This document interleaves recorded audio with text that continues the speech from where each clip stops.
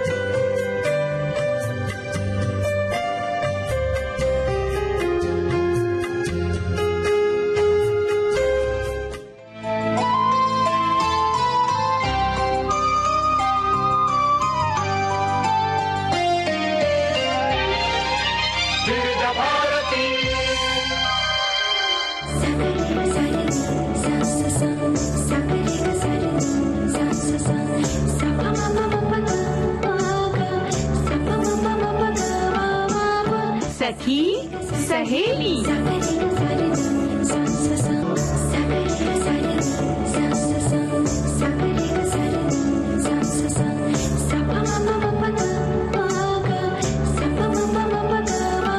सखी सहेली।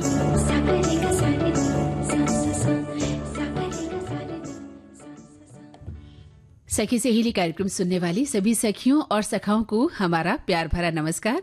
मैं हूं मंदाकिनी जोशी और मेरे साथ बैठी हैं चंचल वर्मा। मेरा भी नमस्कार सभी सुनने वालों को जी। और बताते हैं कि आज किन बातों पर हम चर्चा करेंगे, कौन कौन से विषय हैं आज के कार्यक्रम में। सही बात है, तो बताना तो है। आपने श्रोताओं से हालचाल भी नहीं पूछा। आज खास दिन है। श्रोता आपसे उम्मीद लगाए बैठे हैं कि भाई हमारे खास आवाज आ गई है चंचल की, तो बताइए श्रोताओं को कैसे तो है वो। आपकी भी बड़ी खास है। आज हम बात करेंगे मांड गायिका अल्लाह जलाई बाई के बारे में, और साड़ी पहनने के जो शौकीन है, और जो हमारा एक नया ये शुरू हुआ है एक सेगमेंट। हाँ, नया सेगमेंट जिसमें हम साड़ियों के बारे में बात करते हैं। तो आज कांजीवरम साड़ी की बात क्या बात है, क्या बात है। पिछली बार भी आप बहुत खूबसूरत साड़ी को लेकर आई थी। बनारसी साड़ी बड़ी भारी साड़ी होती है, बिल्कुल उसी से मिलता जुलता सा कुछ ये है कांजीवरम साड़ी। इसके बारे में जी बिल्कुल। और इसके अलावा क्या बात करेंगे हम? इसके अलावा कहीं छोटी मोटी बहस हो जाती है, छोटा मोटा सा, और कई बार ये छोटी सी जो बहस होती है बड़ा झगड़ा ना बन जाए, इस बारे में हम बात करेंगे। और झगड़े की बात फिलहाल छोड़ते हैं, बात करते हैं प्यार की, मोहब्बत की, इश्क की बात करते हैं। आज है वैलेंटाइन डे, तो सभी को शुभकामनाएं। और हम इस दिन को मना रहे हैं। वैसे तो हर दिन प्यार का दिन है, प्रेम का दिवस है। हाँ। हर दिन हमें एक दूसरे से प्यार होना चाहिए। और इस कहते हैं बहुत गहराई में जाकर कि संसार के हर प्राणी से, हर जीव से हमें प्यार करना चाहिए। और ये जो आज का दिन है, ये भले ही हम एक प्रेम दिवस के रूप में इसे मनाते हैं, लेकिन हमारे लिए जो हमारी संस्कृति है, इसमें तो जो ऋतुराज वसंत है, जो इस समय वसंत ऋतु चल रही है, ये प्रेम का मौसम कहलाता है। तो प्रेम का मौसम तो वैसे भी है।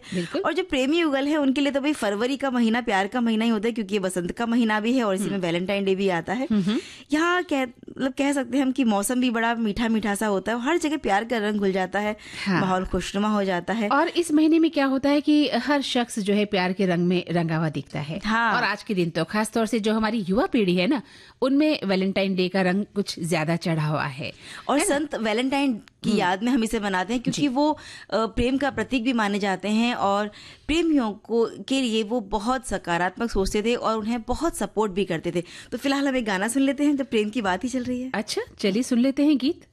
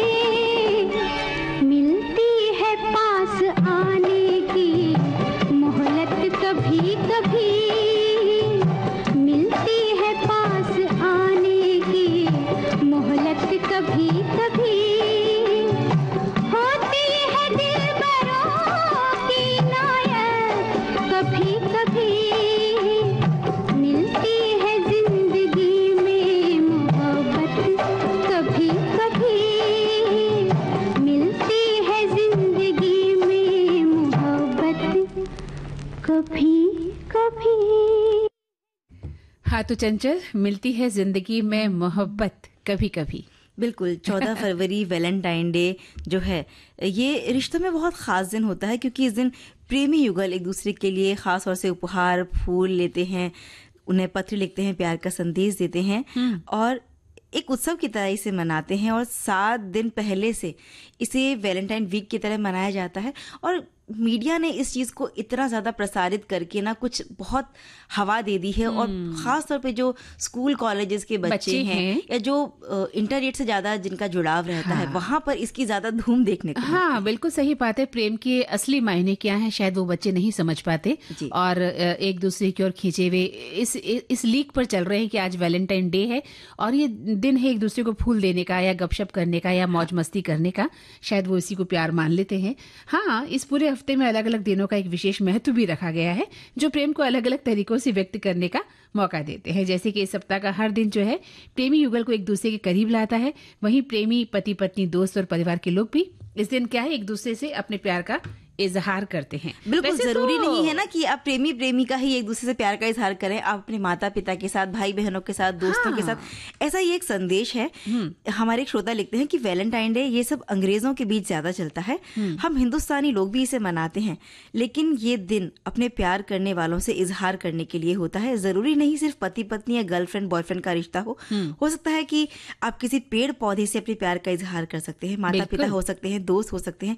ये मत सोचिए कि ये दिन प्रेमी या प्रेमिकाओं का होता है, ये दिन सबके लिए हो सकता है, खास तौर पे वो लोग जो आपकी जिंदगी में खास हैं। हमने इसको सिर्फ प्रेमी प्रेमिका तक जोड़ के रख दिया है। हाँ। असल में एक नवजात शिशु भी हमारा प्यार होता है, हम उसे भी तो अपना वैलेंटाइन मान सकते हैं। हाँ जी। एक छोटा सा प्यारा सा पपी है ना, छोटी सी प्यारी सी बिल्ली, ये भी हमारे वैलेंटाइन हो सकते हैं। तो प्यार का इजहार तो कहीं भी किया जा सकता है, जो आपकी जिंदगी में खास हो वो आपका वैलेंटाइन है।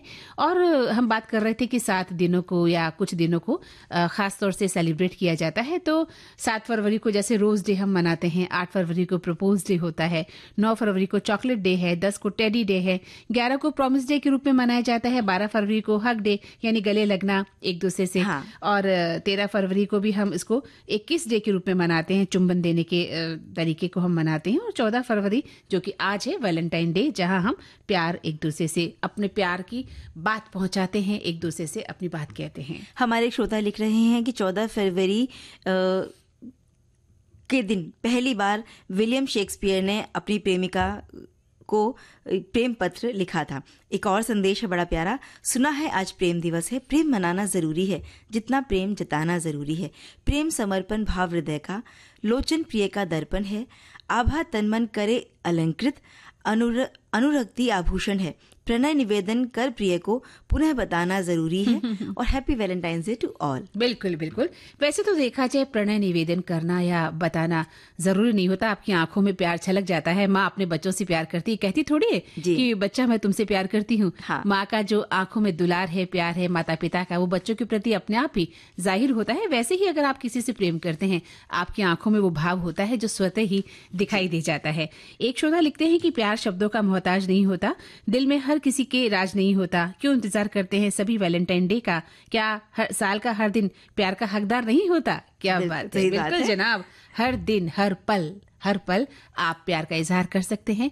प्यार के लिए कोई समय सीमा, तय सीमा कुछ भी निश्चित नहीं है, आप हर वक्त प्यार में रह सकते हैं। और इसी तरह से बहुत सारे संदेश हैं, लेकिन अभी एक अंतराल का समय है, हम एक अंतराल ले लेते हैं। हाँ, अंतराल से पहले आप कहें तो क्या करें, एक संदेश सुना देते हैं। जी।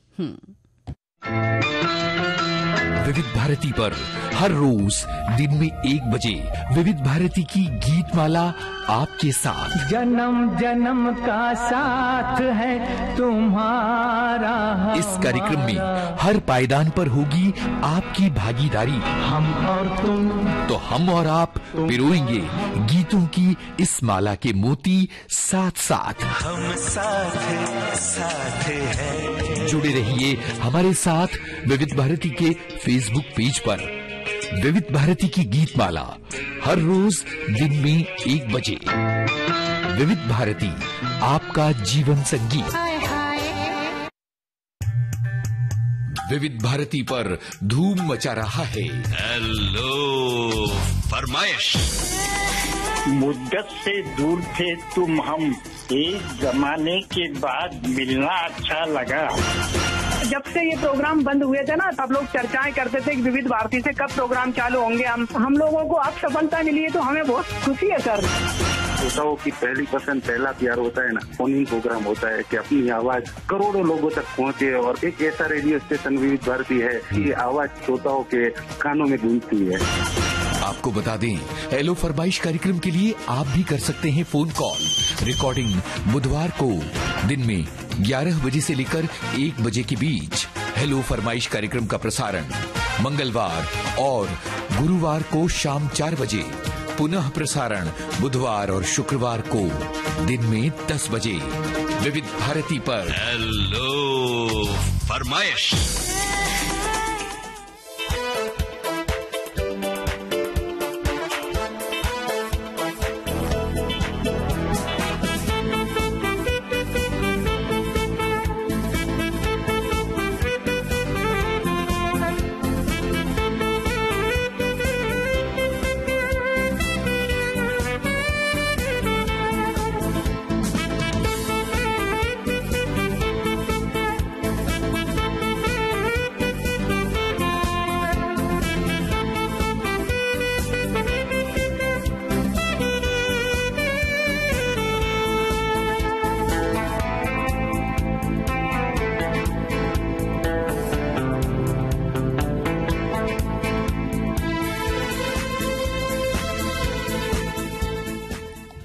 तो चंचल, इस अंतराल के बाद हम अभी सभी सुनने वालों का स्वागत करते हैं और ये प्यारा सा गीत उन्हें सुनवाते हैं। जी।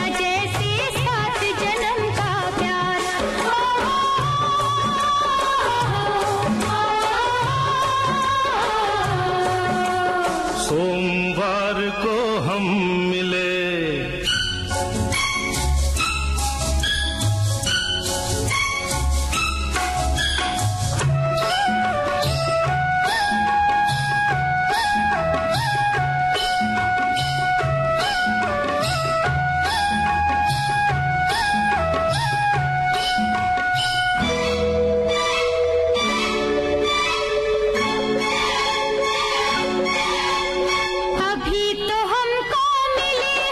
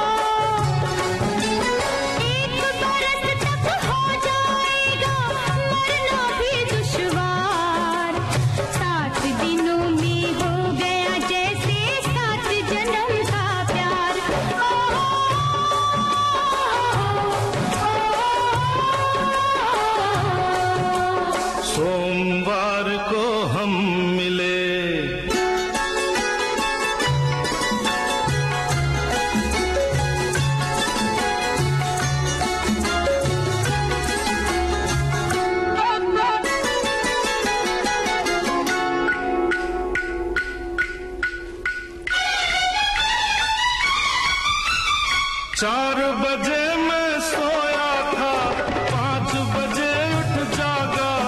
अरे 4 बजे मैं सोया था, 5 बजे उठ जागा। 5:30 को लेकर गाड़ी तुमसे मिलने भागा। जीवन कैसे गुजरेगा जब कटते नहीं पलचार। 7 दिनों में हो गया जैसे 7 जन्म का प्यार। हो हो हो हो। सोमवार को हम मिले,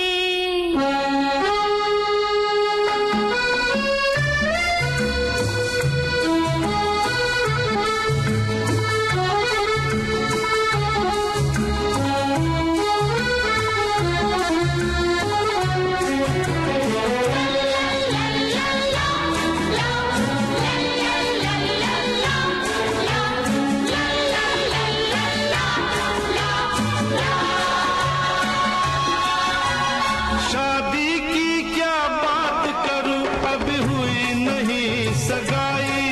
अरे शादी की क्या बात करूं, अभी हुई नहीं सगाई। कैसे नवंबर आएगा, अभी आया नहीं जुलाई। जून तलक भी है मुश्किल और अब तो इंतजार। 7 दिनों में पहुंच गए हम 7 समंदर पार। हो हो सोमवार को हम मिले। जी तो चंचल, सोमवार हो या मंगलवार, हमें तो रोज मिलना होता है एक दूसरे से, अपने सखियों और सखाओं से। और कई बार सिर्फ 7 दिन में भी 7 जन्म का प्यार हो जाता है। और जब प्यार बहुत साथ में रहते हैं ना, तो प्यार में तकरार भी होती है, छोटी मोटी बहस भी होती है।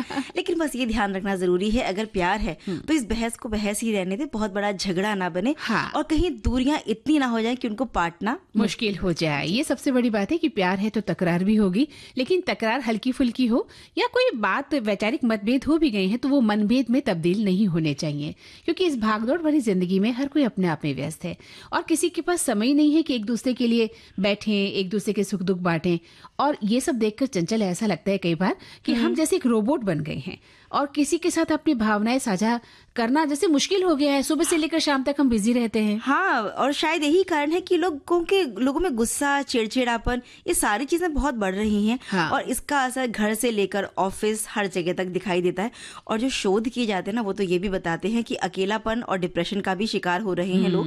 लेकिन बहुत सारे जो भावनाएं हैं या इमोशंस है, वो केवल गुस्से तक सीमित नहीं रहते। गुस्सा धीरे धीरे बढ़ता जाता है, फिर तनाव पैदा करता है। और देखा जाए तो जब एक व्यक्ति में तनाव होता है ना चंचल, तो घर में फिर माहौल गड़बड़ा जाता है। जब घर का एक व्यक्ति भी तनावग्रस्त है या डिप्रेशन में है तो फिर घर का पूरा माहौल खराब हो जाता है। और यही गुस्सा और तनाव आगे चलकर बहुत सारी समस्याओं को भी जन्म देता है। और इसके चलते क्या होता है, कभी कभी घर परिवार के लोगों के साथ और कभी ऑफिस में अपने साथियों के साथ बिना मतलब हम बहस करने लगते हैं, विवाद करने लग जाते हैं। लेकिन ध्यान देने वाली बात तो ये है, या फिर समझने वाली बात ये है कि जो भी मतभेद हैं या द्वंद्व हैं, ये हालात किसी भी व्यक्ति के साथ मानसिक और शारीरिक तौर पे तो बुरा असर डालते हैं, लेकिन जो हमारा करियर है या हमारा पारिवारिक जीवन है, उसके लिए बहुत घातक भी साबित हो सकता है। बिल्कुल सही कहा, क्योंकि घर में किसी फैमिली मेंबर के साथ अगर बहस हो जाए या पति पत्नी के आपस में किसी बात पर बहस हो जाए, कहा सुनी हो जाए, तो निश्चित रूप से क्या होता है कि ये बात हमें मानसिक तौर पर परेशान करती है। और इसका असर हमारे काम पर भी पड़ता है, चाहे घर हो, गृहस्थी हो, कामकाज हो, दफ्तर हो। और ऐसे में चंचल, जब हम दफ्तर आते हैं ना, घर से अगर तनाव लेकर हम दफ्तर आ गए या दफ्तर का तनाव लेकर घर चले गए तो फिर बड़ा मुश्किल हो जाता है। और जब गुस्से और तनाव की भावनाओं को हम बहुत दबाते जाते हैं तो मन में कई तरह के अंतर्द्वंद चलते हैं। और ये जो द्वंद चलते हैं ना, ये छोटी सी इसमें बहस भी होती है, बड़ा झगड़ा बनने की संभावना भी बढ़ जाती है।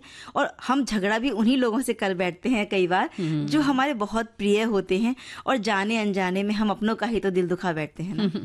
लेकिन ये मतभेद और तनाव तब बहुत बढ़ जाता है तो सेहत को भी नुकसान होता है, घर का माहौल नकारात्मक बन जाता है।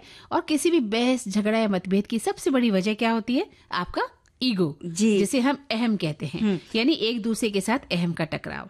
ईगो के चलते जाने अनजाने छोटा सा विवाद एक बड़ा झगड़ा बन जाता है और हम इसे एहसास हमें होता नहीं, लेकिन देखा जाए तो सच यही है कि दुनिया में ऐसा कोई भी विवाद झगड़ा नहीं है झगड़ा नहीं है कि जो बातचीत से हल हो। अगर हम बातचीत करेंगे, एक दूसरे का सम्मान करेंगे, तो कोई भी झगड़ा हल हो सकता है। बिल्कुल आपने सही कहा कि समस्या को सुलझाने के लिए बहुत जरूरी है कि शांत दिमाग से हर बात के पहलू को समझते हुए जो बात की तह है उसमें जाएं और फिर समझें, तभी इसे सुलझाने की बिल्कुल कोशिश करें तो ये कामयाब हो जाएंगे। और किसी भी मुद्दे को सुलझाने की अगर हम कोशिश कर रहे हैं तो समय के साथ साथ जगह भी देखकर चुने कि ऐसे नहीं किसी भी जगह बैठकर अपना झगड़ा सुलझाया जा सकता है।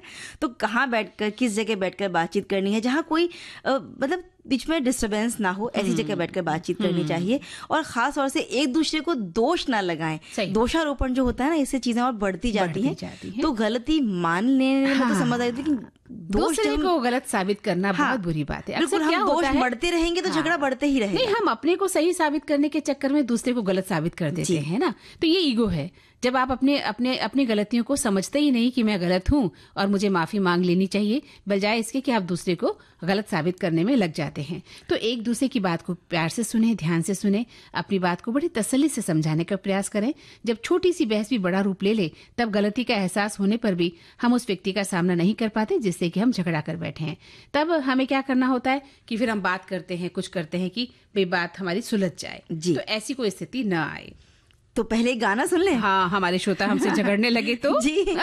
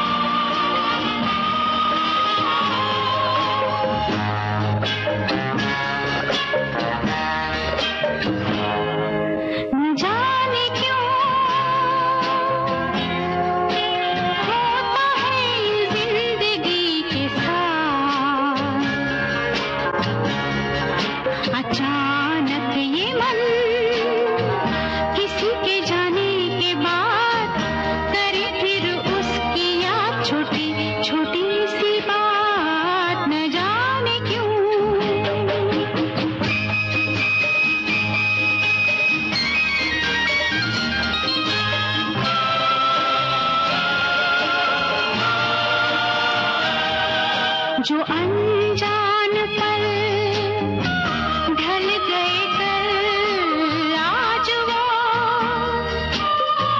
रंग बदल बदल मन को मचल मचल रहे हैं छल। न जाने क्यों वो अनजान पल सजे बिना मेरे नैनों में टूटे रे हाय सपनों के महल। न जाने क्यों होता है जिंदगी के साथ, अचानक ये मन किसी के जाने के बाद करे फिर उसकी याद, छोटी छोटी सी बात। न जाने क्यों।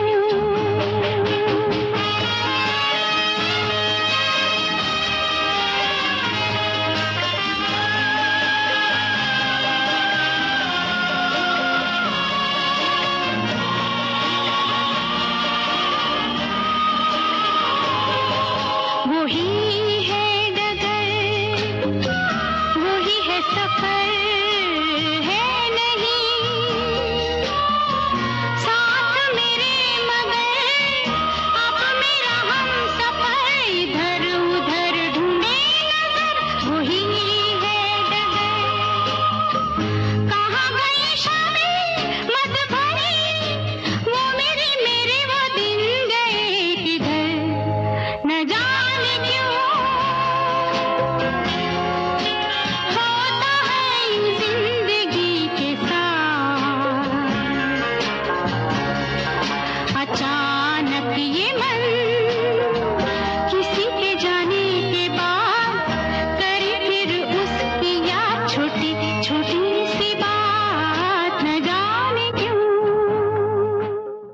जी हाँ, इसीलिए कहते हैं कि झगड़ा नहीं करना है, नहीं तो फिर ये जी। गीत गुनगुनाना पड़ता है कि न जाने क्यों ऐसा होता है जिंदगी के साथ। फिर याद आती है ना, कि जी। जो झगड़ा करके आपसे चला जाता है। तो अभी हम एक छोटा सा ब्रेक लेने वाले हैं चंचल, फिर लौटते हैं।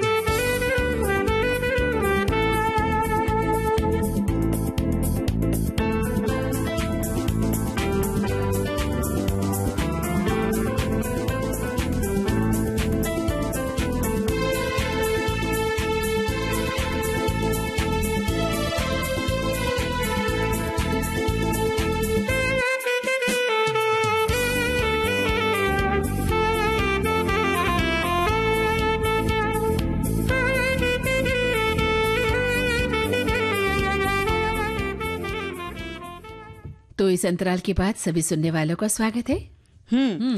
और हम बात कर रहे थे कि छोटी बहस कहीं किसी बड़े झगड़े में ना बदल जाए। जी। तो हमारे एक श्रोता ने संदेश लिखकर भेजा है कि एक परिवार के अलग अलग व्यक्ति के व्यक्तित्व अलग अलग होते हैं, जिनकी पसंद और नापसंद, जीने का तरीका एक दूसरे से अलग हो सकता है। कई बार उनके बीच वैचारिक मतभेद भी हो जाते हैं। इस कारण से परिवार के सदस्यों में अनबन होना बड़ी सामान्य सी बात है, लेकिन परिवार में लड़ाई झगड़ा होना एक आम बात है। हद से ज्यादा भी अगर ये होने लगे तो कलह होने लगते हैं। इसे गंभीरता से लेना चाहिए। अक्सर बड़े होते बच्चों को अपने भाई बहनों या परिवार के साथ अन्य सदस्यों से भी बहस हो जाती है। पति पत्नी के बीच भी लड़ाई झगड़ा होना, बहस होना, ये सामान्य बात है। और अगर सदस्यों के बीच विवाद होना लगे तो इसके हल निकालने के बारे में सोचना चाहिए। अक्सर होने वाले झगड़ों को कम करने के लिए ज़रूरी है कि रिश्तों में सुधार किया जाए और इससे सदस्यों के बीच में नज़दीकियां ताकि बढ़ सकें। एक श्रोता लिखते हैं कि छोटी बहस ना बन जाए बड़ा झगड़ा, ये विषय काफी अच्छा है। कभी कभी हम छोटी छोटी बातों को बहुत खींचकर लंबा बना देते हैं और वो एक बड़े झगड़े में तब्दील हो जाता है। ऐसा ना करें, छोटी बहस को इतना ज्यादा बढ़ाने की जरूरत नहीं है। अगर आपके बीच कोई छोटी मोटी बात हो भी जाती है तो हो जाती है, इसको सुलझा लें जल्द से जल्द। ये नहीं कि बात करना बंद कर दें या उस बात को आप लंबा खींचते हैं तो आगे जाकर वो बड़े झगड़े में तब्दील होकर आपके रिश्ते पर भी बुरा असर डालती है। और हम बात कर रहे हैं कि भाई झगड़ा या मनमुटाव जो भी है उसे मना के बातचीत करके खत्म करना है। तो मनाने के जो तरीके हैं उनमें बड़ा अच्छा तरीका होता है। जब बच्चे रूठ जाते हैं, पति रूठ जाते हैं, तो महिलाएं क्या करती हैं, उनकी मनपसंद का खाना बनाती हैं। और जब पत्नी रूठ जाती है या बहन रूठ जाती है तो भाई या पति क्या करते हैं, अपनी पत्नी के लिए, बहन के लिए उपहार ला देते हैं। और उपहार के तौर पर साड़ी, अरे ये हर महिला क्या को बड़ा बात लुभाती है। तो फिर कांजीवरम साड़ी अगर गिफ्ट में मिल जाए ऐसे में तो हमारी बल्ले बल्ले हो जाती है। बिल्कुल। और पता है, आज हम कांजीवरम सिल्क साड़ी के बारे में बहुत सारी बातें करने वाले हैं। अरे वाह। और कांजीवरम सिल्क साड़ी जो है भारतीय संस्कृति और परंपरा की ऐसी धरोहर है मंदाकिनी जी, जो देश भर में अपनी अनूठी पहचान रखती है। इसे भारत की सबसे प्राचीन और खूबसूरत साड़ियों में गिना जाता है। तमिलनाडु के कांचीपुरम शहर में तैयार की जाने वाली ये साड़ी न सिर्फ अपनी बेहतरीन तकनीक के लिए बल्कि शिल्पकारी और टिकाऊ गुणवत्ता के लिए भी प्रसिद्ध है। और ये सारी बातें हमारे श्रोताओं ने भी लिखकर हम तक पहुंचाई हैं। बिल्कुल सही कहा, क्योंकि कांजीवरम साड़ी है और सब जानते हैं कि कांजीवरम साड़ी की विशेषताएं क्या क्या होती हैं। इसका नाम सुनते ही साड़ी प्रेमियों के चेहरे और आंखों में चमक आ जाती है, जैसे इस समय मेरी और चंचल की आंखों में चमक आ गई है। दक्षिण भारत की बुनाई में घुलती सोने चांदी की चमक, परंपरा और शिल्प की अद्भुत कारीगरी होती है। बस यूं समझिए कि दक्षिण भारत की शान है कांजीवरम साड़ी। कांजीवरम, कांचीवरम, कांचीपुरम, ये बहुत सारे अलग नाम हैं इसी साड़ी के। और क्योंकि ये कांजीवरम सिल्क साड़ी जो है तमिलनाडु के शहर कांचीपुरम के पारंपरिक सिल्क से तैयार किया जाता है, इसी की वजह से इसका नाम कांचीपुरम साड़ी या कांचीवरम साड़ी भी कहा जाता है। हालांकि ज्यादातर जगह पर कांजीवरम साड़ी के नाम से ही जाना जाता है। बिल्कुल सही कहा। और इन साड़ियों के जो मटेरियल होते हैं वो टिकाऊपन की वजह से ये विश्व प्रसिद्ध और लोकप्रिय होती हैं। इन साड़ियों को आज भी कारीगर हाथ से तैयार करते हैं, जिसकी वजह से कांजीवरम साड़ियों की जो क्वालिटी है वो बेहतरीन होती है। और कहते हैं कि इन साड़ियों का जो इतिहास है वो 400 साल से भी ज़्यादा पुराना है। ये साड़ियाँ चोल, पल्लव, विजयनगर साम्राज्य के शासनकाल उस समय से जुड़ी हुई हैं, जो कांचीपुरम को एक समृद्ध सांस्कृतिक और व्यापारिक केंद्र भी बनाती थी। स्थानीय कारीगरों द्वारा बुनी इन साड़ियों में शाही आकर्षण झलकता है।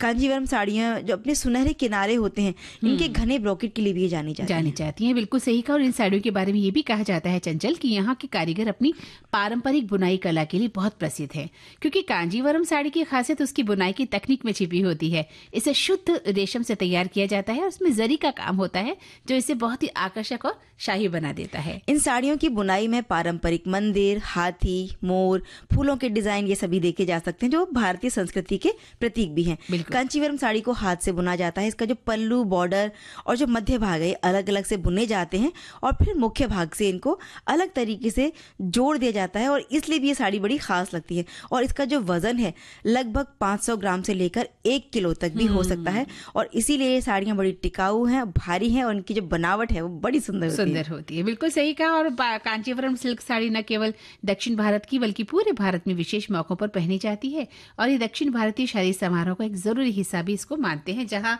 दुल्हन परिधान में सबसे इसे खास माना जाता है, क्योंकि इसकी चमकदार रेशमी बनावट और जरी वाला काम इसे खास अवसरों के लिए सबसे उपयुक्त बना देता है। तो भारत की परंपरा में इसे हम एक कीमती तोहफे के रूप में भी देख सकते हैं। ये शादियां दक्षिण भारत की शादियों का एक खास हिस्सा होती हैं। ये बात हमारे श्रोताओं ने भी लिखकर हम तक पहुंचाई है।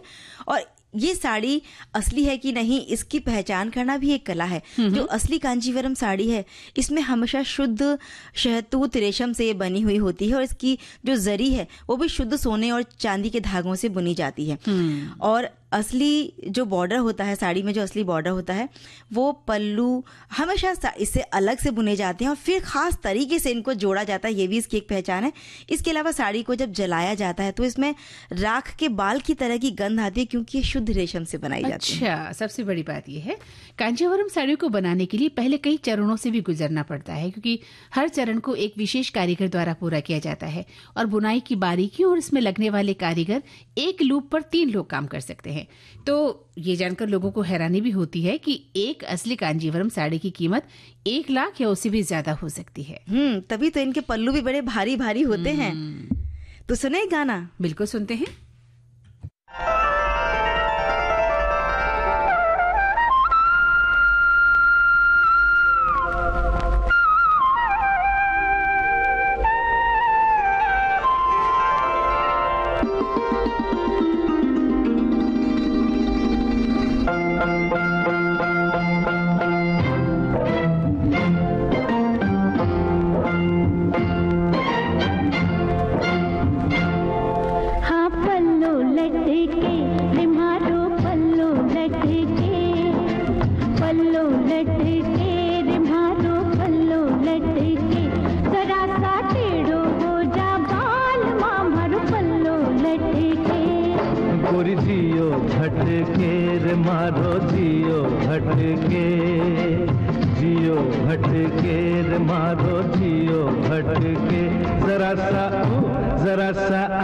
जरा सा सीधो हो जा जालिमा मर जियो भटके। पल्लू लटके रे मारो पल्लू लटके।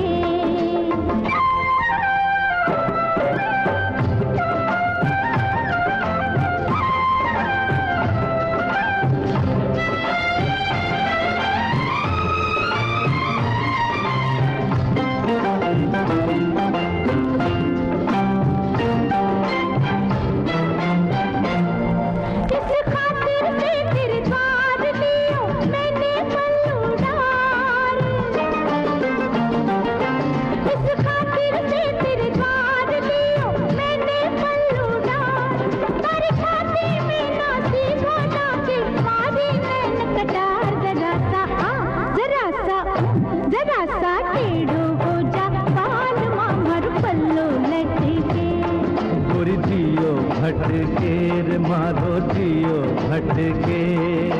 पल्लो लटके रे मारो पल्लो लटके।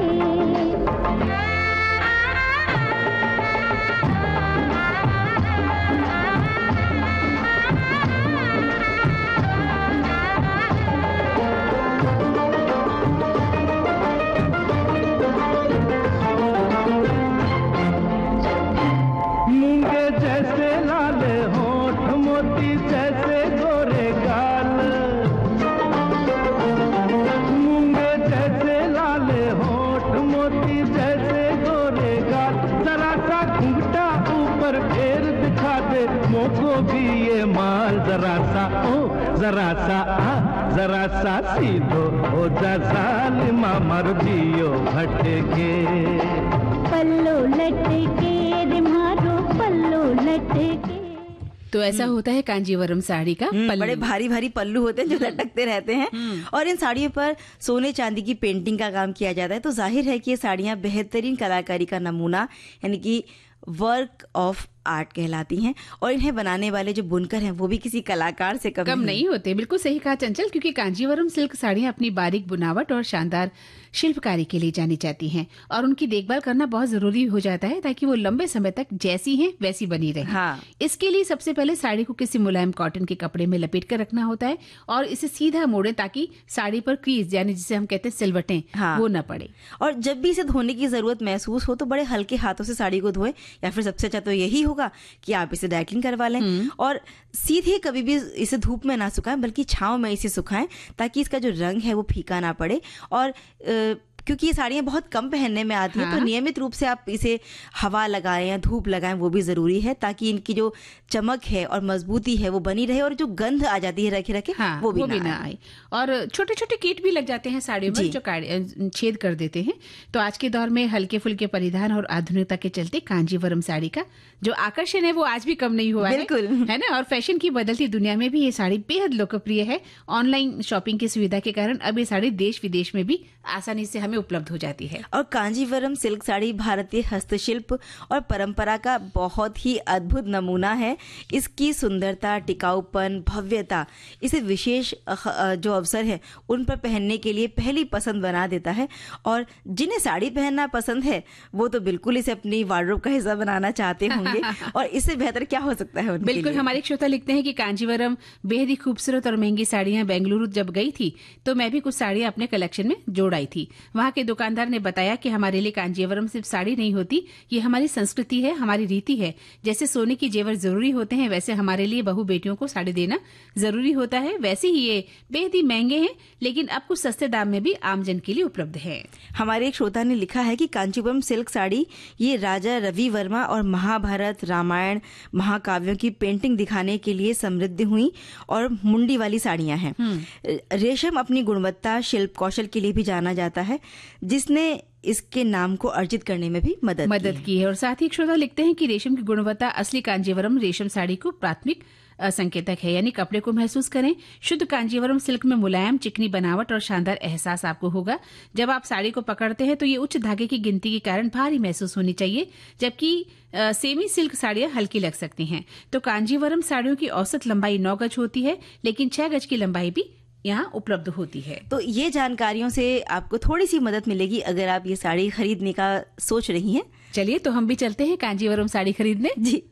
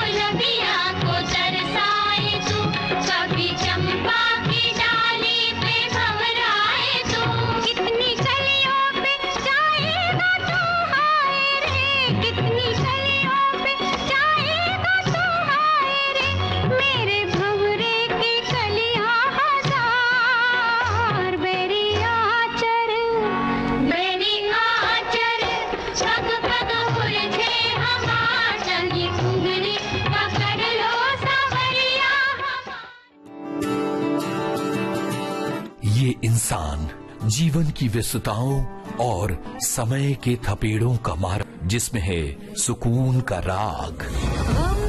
मुसाफिर था जाने दे, धूप आंगन में आने दे, जीते चल जीते चल जीते चल। जब विविध भारती के स्टूडियो में होंगी कविता सेठ और उनके दोनों संगीतकार बेटे कविश सेठ और कनिष्क सेठ, तो हम कहेंगे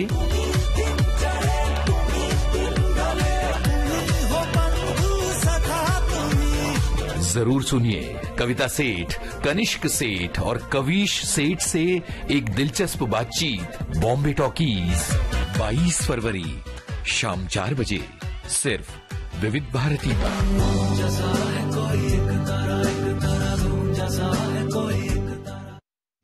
तो चंचल, आज तो तुम राजस्थान के बीकानेर शहर लिए चल रही हो, मुझे जहाँ से मैं आई हूँ। हाँ, और आपका बड़ा जुड़ाव होगा इस शहर से, क्योंकि जहाँ हम रहते हैं, काम कर चुके होते हैं, उससे एक खास जुड़ाव हो ही जाता है। बिल्कुल। इसी शहर से ताल्लुक रहा अल्लाह जिलाई बाई का, जो सखी विशेष में जिनके बारे में हम बात कर रहे हैं। और संगीत से क्योंकि जुड़ी हुई हैं, संगीत विनय देता है। हाँ। विनयशील व्यक्ति खुद को लघु रूप से विराट की तरफ जोड़ता है। केसरिया बालम पधारो मारे देश, ये एक कालजयी गीत है। इसको स्वर देकर राजस्थान की पहचान बना दिया बीकानेर की मांड गायिका अल्लाह जिलाई बाई ने। और ये गीत राष्ट्रीय स्तर पर आकाशवाणी पर सबसे ज्यादा पसंदीदा गीत भी रहा है। उन्हें राजस्थान की स्वर कोकिला भी कहा जाता है। और मारवाड़ी गीत केसरिया बालम आवो नी पधारो मारे देश को आज कई कार्यक्रमों में बार बार सुना भी जाता है। इससे पहली बार अल्लाह जिलाई बाई ने महाराजा गंगा सिंह जी के दरबार में गाया था और बाद में यही गीत राजस्थान की सबसे बड़ी पहचान भी बन गया, बहुत हद तक भारत की भी। तो अल्लाह जिलाई बाई मांड गायन शैली की शीर्ष और वरिष्ठ गायिका हैं। उन्हें मांड का पर्याय बनी, या यूं कहें कि वे मांड का दूसरा चेहरा हैं। ये जो शैली है मांड, इसमें इसे परिभाषा में समेटना वैसे तो आमतौर पे संभव नहीं है, लेकिन सरल रूप में इसे हम समझ सकते हैं कि एक पूरा मांड प्रदेश है। इसमें मूमल, कलाली, पणिहारी, गोरबंद, छोटी सी उम्र क्यों प्रणई रे बाबोसा, माने पीवर ये ले चालो सा, पीवर ये री माने ओलियो आवे, बाई सारा बिरा, ये बहुत सारे गीत हैं और इनके बहुत गहरे मायने भी हैं और अलग अलग भाव के गीत हैं और इन्हीं गीतों को मांड गायकी शैली कहा गया है। बिल्कुल, बीकानेर, सिंध, जैसलमेर, जोधपुर का एक हिस्सा मांड प्रदेश कहलाता है और इसमें जो सामूहिक संस्कृति और विरासत वाले गीत गाए जाते हैं वे मांड हैं। दूसरा, मांड एक क्लासिकल राग तो है ही, लेकिन इसकी लोक शैली अलग है और इसमें भी जैसे जैसलमेर की बात करें, जोधपुर है, बीकानेर है, सब जगह की मांड का अंदाज अलग अलग है। तो इस गायन में एक बात या कहानी भी कही जाती है। इसमें वीर विरह कई रस आते हैं और हर गायक का अंदाजे बयां अलग होता है। जितने गायक उतनी ही तरह तरह की मांड। बिल्कुल। और एक हम बात करें ना अल्लाह जिलाई बाई की, तो 1 फरवरी 1902 को बीकानेर के जय सिंह दरेसर मगरा में पिता नबी बख्श और माँ हज्जन अलीमन के घर पे छोटी सी जन्मी जो बच्ची थी, अल्लाह की बच्ची, और इनका नाम रखा गया अल्लाह जिलाई बाई। और छोटी सी उम्र में ही पिता को खो दिया इन्होंने और इनकी माँ की और इनकी देखरेख की इनकी बुआ ने। और गायकी में एक सुकून और ठहराव, परिपक्वता, आत्मविश्वास, ये सब इनकी में देखने को मिलता है। हड़बड़ाहट कहीं भी नहीं होती और उनका गाया हर गीत राजस्थान के दृश्य, वहाँ की पृष्ठभूमि और संस्कृति को जिंदा कर देता है। उनकी संगीत यात्रा गुणीजन खाना से शुरू हुई थी और बीकानेर में स्थित ये वो तालीम खाना है जो महाराज गंगा सिंह जी ने बीकानेर में उस दौर में शुरू करवाया था। यहाँ हुसैन बख्श नाम के उस्ताद तालीम दिया करते थे और अल्लाह जिलाई बाई जी की उम्र तब लगभग कोई 10 या 12 साल रही होगी। खेलते खेलते वो भी मारवाड़ी लोकगीत गुनगुनाती रहती थी। उन्हें हुसैन बख्श साहब ने सुना और गुणीजन खाने में अपने साथ ले गए और उन्हें गाना सिखाना शुरू कर दिया। और जब वो करीब 12 साल की छोटी सी ही उम्र थी, बस उसी समय उन्होंने वो गाने लगी और महाराजा गंगा सिंह जी के दरबार में इसी छोटी सी उम्र से प्रस्तुति भी देने लगी। गंगा सिंह जी जब भी किसी युद्ध के लिए जाया करते थे, खास युद्ध के लिए, तो जाने से पहले अल्लाह जिलाई बाई जी से मांड सुनकर जाया करते थे और वो इतना खूबसूरत गाती थी, लगता था कि बस मांड का दौर चलता ही रहे। रात की रात गुजर जाती थी लेकिन महफिल है वो समापन की तरफ नहीं बढ़ पाती थी। और बीकानेर रियासत के हर हंसी खुशी त्योहार के मौके पर उनका गायन तो प्रस्तुत होना जैसे जरूरी हो गया था। बिल्कुल। और महाराजा गंगा सिंह जी के समय के एक IAS अधिकारी थे, उन्होंने अल्लाह जिलाई बाई को रेडियो पर परिचित करवाया और इस तरह से वे ऑल इंडिया रेडियो की एक ग्रेट आर्टिस्ट की सूची में शुमार हो गईं। ऑल इंडिया रेडियो के जरिए सुनने के बाद मद्रास, कलकत्ता, बॉम्बे में बसे लोग उन्हें विभिन्न आयोजनों में आमंत्रित करते थे और देश के ज्यादातर प्रदेशों में उनके कार्यक्रम हुए और अपने जीवन के अंतिम समय तक वो गाती रहीं। उनकी बढ़ती उम्र को देखकर उनके जो गला रोग विशेषज्ञ थे वो भी अचरज करते थे कि इतनी बुजुर्ग उम्र में भी ये कैसे गा लेती हैं। बिल्कुल, इतनी बुलंदी थी उनकी आवाज में। और इसी की बात मैं आपको बताती हूँ कि 1987 में लंदन के लिए कार्यक्रम में उन्हें आमंत्रित किया गया था और क्वीन एलिजाबेथ हॉल में उनका जब प्रोग्राम हो रहा था तो उनकी आवाज इतनी बुलंद थी, आवाज की फ्रीक्वेंसी ऐसी थी कि जो वहां का तकनीकी स्टाफ था वो भी उसको संभाल नहीं पा रहे थे। उनको लगा कि इन्हें तो माइक की जरूरत ही नहीं है। उन्होंने कहा भी कि आप गाएंगी तो हॉल तो ऐसे ही गूंज उठेगा। और उनका ये गायन बेहद सफल भी रहा और उनके जो सुनने वाले थे उस हॉल में उनकी आंखें नम हो गईं। और उनके उसके बाद बहुत सारे अन्य देश भी उनको आमंत्रित करते थे जो उन्हें अपने अपने देशों में बुलाना चाहते थे, लेकिन वो विदेश जाने में ज्यादा इच्छुक नहीं थी। उनकी जो कला थी अपने देश के लिए थी, सच्ची कलाकार रही वो। और मीना कुमारी अभिनीत जो पाकीज़ा है जो 1972 में फिल्म आई थी, उनके म्यूजिक डायरेक्टर गुलाम मोहम्मद वो भी बीकानेर के ही रहने वाले थे चंचल, और वे बाई जी के फैन थे। उन्होंने बहुत कोशिश की कि पाकीज़ा का एक गाना ठाड़े रहिए उनसे गवा लूं, लेकिन अल्लाह जलाई बाई ने मना कर दिया था कि वे फिल्मों में नहीं गाएंगी। वो बाद में लता जी ने गाया था। ऐसे ही 1991 की एक फिल्म थी गुलजार की, जिसमें लता जी ने केसरिया बालम पधारो मारे देसी मांड गाया था। और जब ये गाना उनका होने वाला था तो बॉम्बे से, मतलब मुंबई से अल्लाह जलाई बाई जी ने फोन किया, अल्लाह जलाई बाई जी को फोन किया लता दीदी ने और कहा कि मुझे गाना ऑफर किया गया है और ये गाना आप ही गा सकती हैं, अगर आप इजाजत दें तब मैं इसे गाऊं। तो इस पर अल्लाह जलाई बाई ने कहा कि नहीं, आप इस गाने को जरूर गाइए। बहुत बड़ी बात, दो कलाकारों ने एक दूसरे का कितना सम्मान किया, है ना। तो ये लता जी की भी विनम्रता थी और साथ ही गायिका का दूसरी गायिका के प्रति सम्मान भी था। और गायिका जो रीटा गांगुली हैं उन्होंने भी मांड गायन पर कहा था कि केसरिया बालम आवोनी पधारो मारे देश जो गीत है, रीटा गांगुली ने भी उपशास्त्रीय तरीके से इसको गाया था और कई कलाकारों ने इस गाने को अपनी आवाज भी दी है। जी, तो सुनते हैं यही गाना।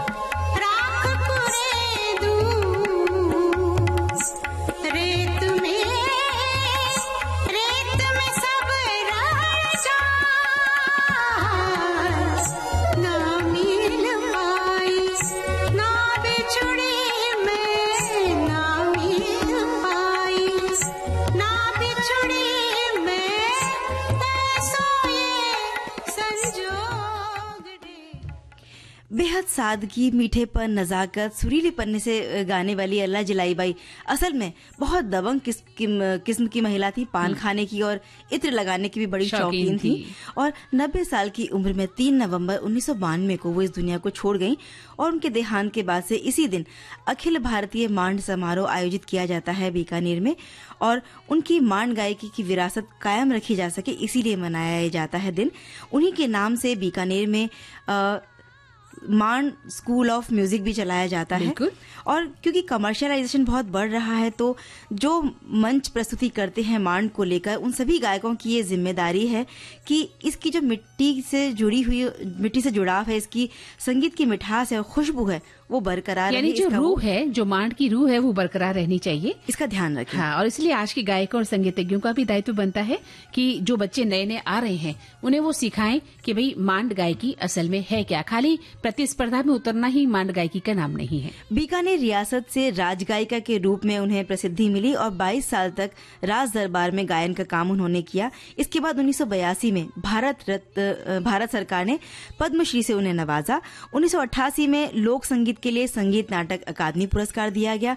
तो वहीं राजस्थान की तरफ से राजस्थान श्री और 2012 में मरणोपरांत राजस्थान रत्न से उन्हें सम्मानित किया गया।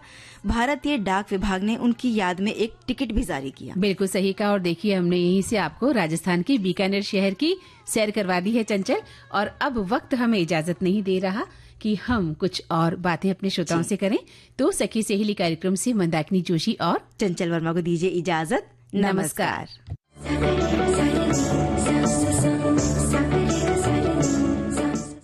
इस कार्यक्रम की प्रस्तुत करता है अनुश्री पाठक। सखी सहेली